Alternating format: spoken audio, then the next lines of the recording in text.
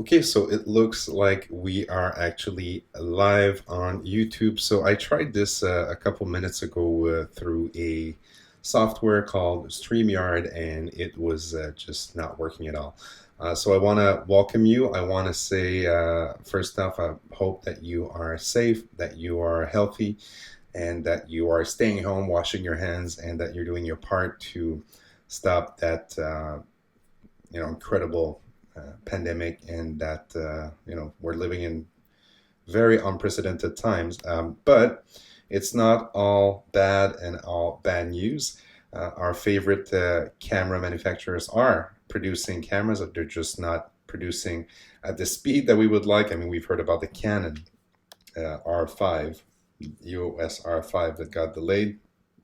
That's a news that a lot of Canon shooters are not happy about. And for Fujifilm, if you are a Fujifilm shooter, the news is that the X-T4, I saw some people starting to receive their X-T4. I'm actually filming this on an X-T3 if people ask. It's a good live stream camera. I think it gives a very nice image.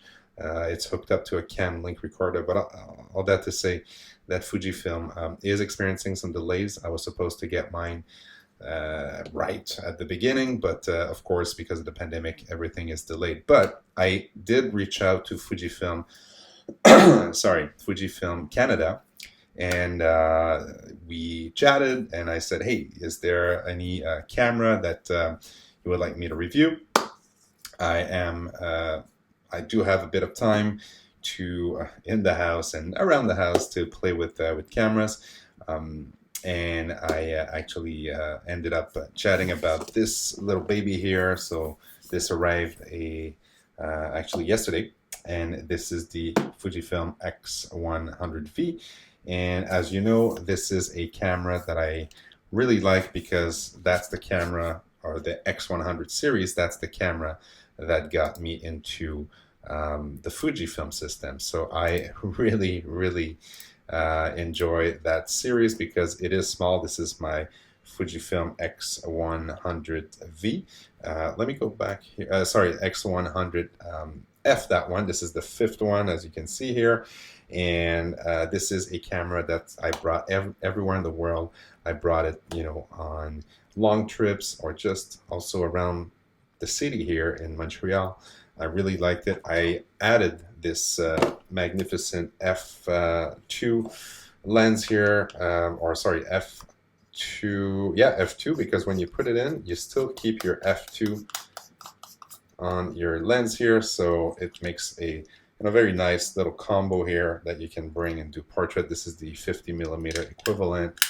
It is beautiful as a lens, and you have the X-Trans tree sensor in the Fujifilm X100F, but it had some quirks, including autofocus, not weather seal, no flippy screen, and so on and so forth. And Fujifilm listened to their base, and they created this camera. And I think that this is definitely one of the most accomplished camera that Fujifilm has produced. And this is, after multiple years. I mean, the first one, the X100, was created, I think, in 2011. This is where I got the first one before a trip to Italy, and it ended up being the camera that I shot the most. So I want to show you what we have here and give you kind of my first impression of when you open the box and then when you have it in your hands. This is not the full review. This is just a little live stream to check in and see how you guys are doing, and also share, some of the cool stuff that's happening in the camera world, especially for Fuji. So of course, those manuals that nobody reads, you can find them online also and put them on your phone or your iPad. I will fire up my iPad here because I have some notes about the Fujifilm X100V. This is a little strap that comes with it. I don't really use it on my end, but it's a nice addition if you'd like to wear one. It's kind of fake leather, something like that. What you don't get is a charger in the new Fujifilm cameras, and this is valid for both the X-T4 and the X100V and the X Pro 3 for that matter. What you get is a cable, and this is a USB-C cable that you can plug into one end of the camera, the other end in your computer, or your little adapter that you plug in the wall, and then you're good to go. This is accessories for the little strap. So this is what you get for the little gizmo, and of course you get a brand new Fujifilm X100. Let's take it out of the bag here and see how that goes. If you look here, and if you have any questions about any of the gear or any of the the points that I'm making tonight, please feel free to ask them down. I see that the stream is struggling right now. Something about the bitrate. Can you guys still see the stream? I hope so. It's hard to tell. It is spinning here. I don't even know if it's streaming anymore.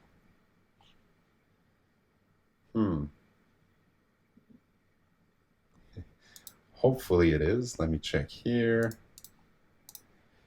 It seems to be spinning. Let me go on YouTube and see for myself, like if I was going to the channel, I would be coming here, and am I still live? Let's go see that. Yeah, so it seems that I'm live. Okay, so we're going to continue. Sorry about that. There was a little glitch here because it's spinning on my software here. Okay, all that to say, the Fujifilm X100V, there you have it. I mean, this is a camera that feels really well built. And if you compare one thing, this is what I like about Fujifilm and what I've learned, or what I've grew to like about this camera system. Look at the design of this. And you see how, the line now goes across, very flat and very like straight. This is just one addition that they've made to this camera from a design perspective. They removed the big 50mm equivalent here. This is the Fujifilm X100F, and you see how that line here is not aligned with that line here. So they created a way, or they found a way to really make it aesthetically pleasing, very pleasing to look at, by having that really straight line here. I really like that. I really like the attention to details. But that's not what makes a camera good or not. The thing that I really like about this camera, a couple things. First one, the fact that this lens here is now redesigned, and it's apparently, I haven't shot with it yet, so this is just my first impression. I will shoot the hell out of it and review it on this channel, but right now, tonight, is just to check in and show you the camera. It is redesigned, and it is an f2 lens, and it's supposedly very sharp at f2, which was not the case for the Fujifilm X100F. I was actually, very shy when it came to shooting at f2, because I knew it would be soft. So depending on the light condition, depending on what I was shooting, I would be using f2, but the reports are that this camera is super sharp. Even at f2, I saw some samples online, so this is great. But I haven't shot with it, so I look forward to it. Oh, if you turn the dial here, it feels really sturdy. I don't know if it's because it's a new camera, but it feels sturdier than the Fujifilm X100F. Anyway, so that's the first thing that I really, really like, the fact that the lens itself is very, very sharp. Second thing, weather resistant. That's something also that people were asking all the way through from the X100, the original X100, till the F. We thought we would be getting it with the F, but we didn't. And now you can shoot in the rain. Of course, you have to put a little filter on it, a UV filter that you would attach to it to make it fully weather sealed. But it's good to know that the camera can be in the rain. I mean, I wouldn't put it in pouring rain, but it could be in the rain, and you can keep shooting.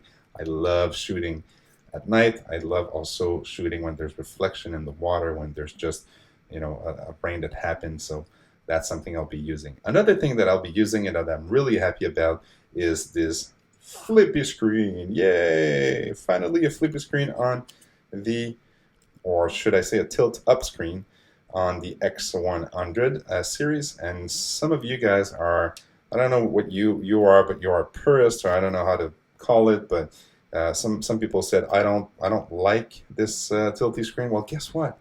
If you put it back like so, it doesn't even show that it's a tilty screen. So if you don't like the tilt screen, just leave it on. Just leave it like that. It's so like close to the edge or close to the hole here that you won't even feel it. Like if you look at the camera like this, there's no bump, there's no nothing. It's like literally 1 millimeter standing out of the little rectangle place here. So really like that, because of course you can shoot from the hip. So if you put it like that and you look down, you'll be less intrusive when you're on the street. And you put it down and you can take your shot versus putting it to your eye and like click, click, click, click. So this is definitely something that I like. Oh, thanks, Scott, for letting me know that the live stream is still on. Again, it's still spinning here, so I don't know what's happening here. But I do see that Scott is saying, Scott Pedersen, thank you so much for letting me know that it's live and kicking. Okay, so that's another thing that I really like. Let me go back to my notes.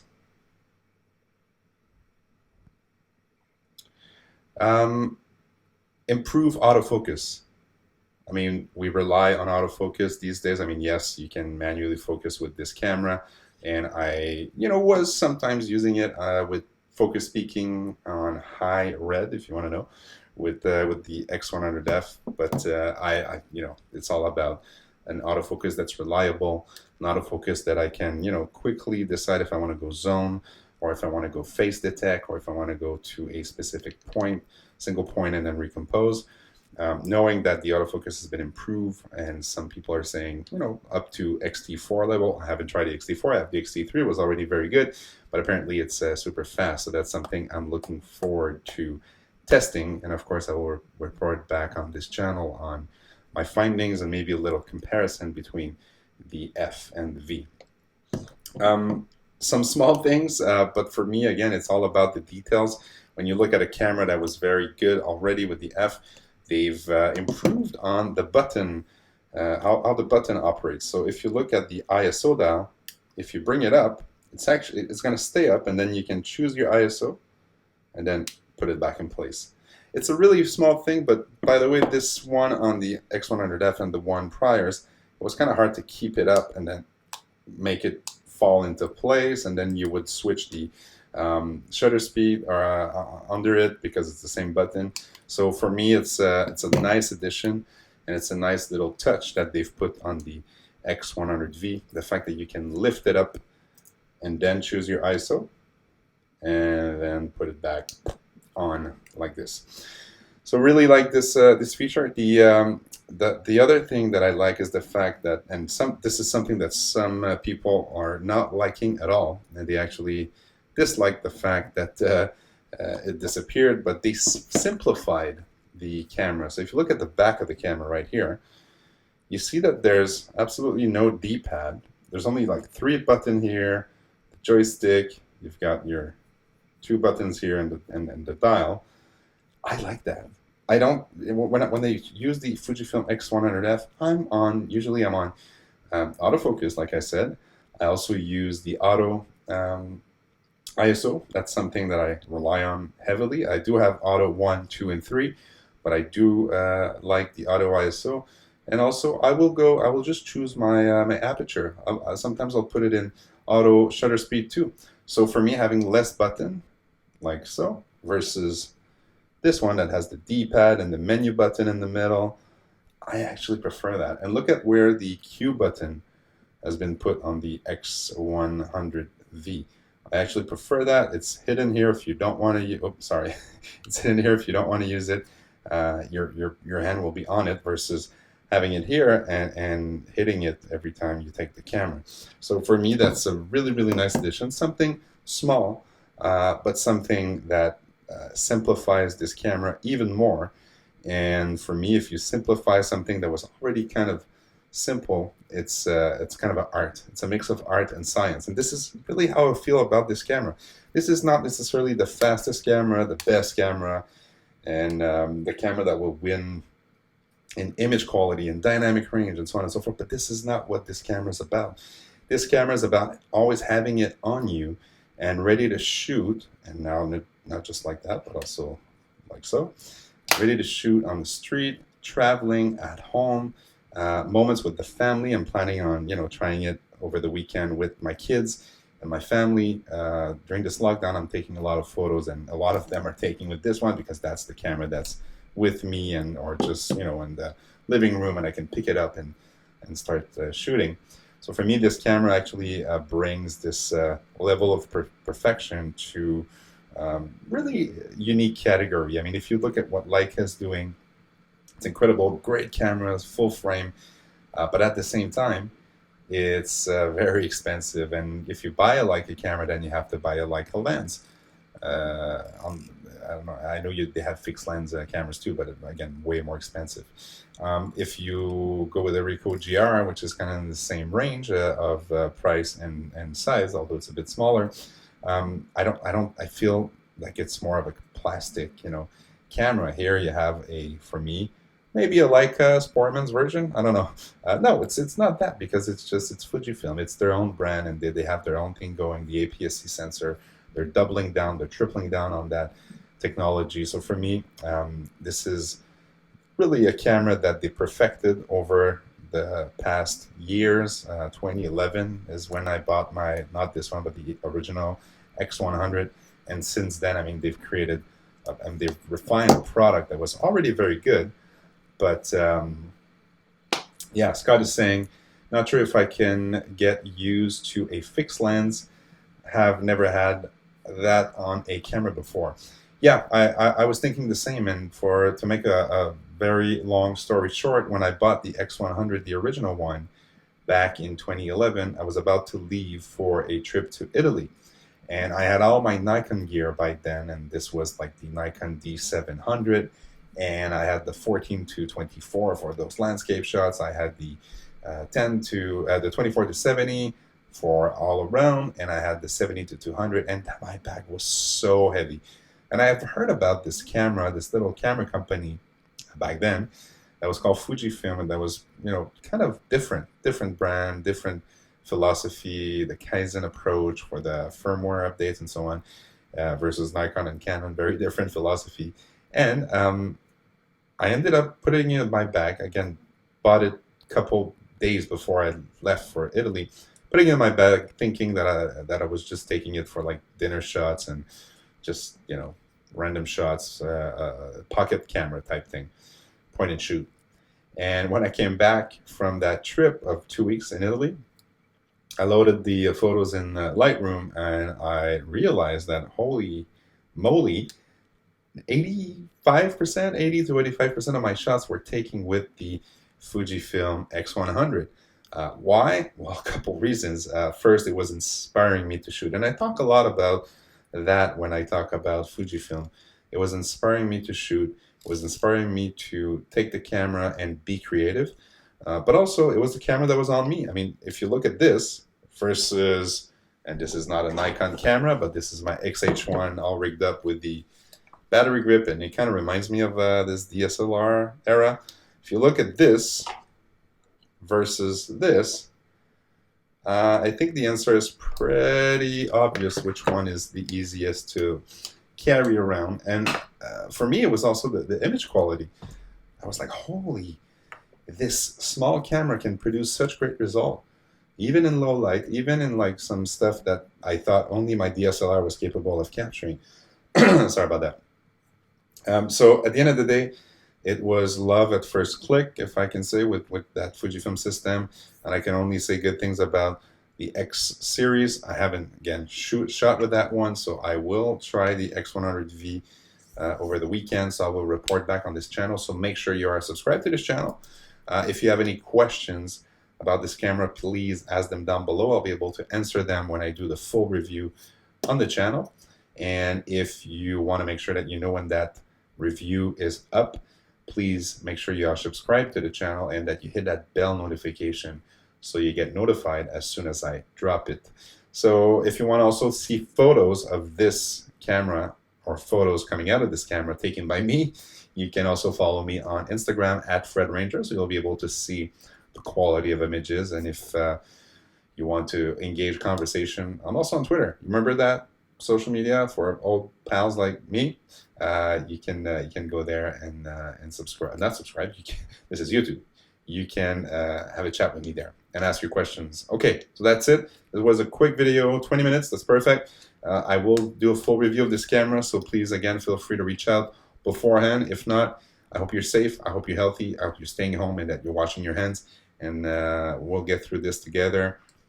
Don't hesitate to shoot. That's one way I'm keeping sane, is by using creativity, music, also photography. So please do it on your end too. If it doesn't have to be photography or music, but do something that's creative. It helps with calming your mind and going through these difficult times. Okay, so enjoy life, be happy, and enjoy your gear. Cheers.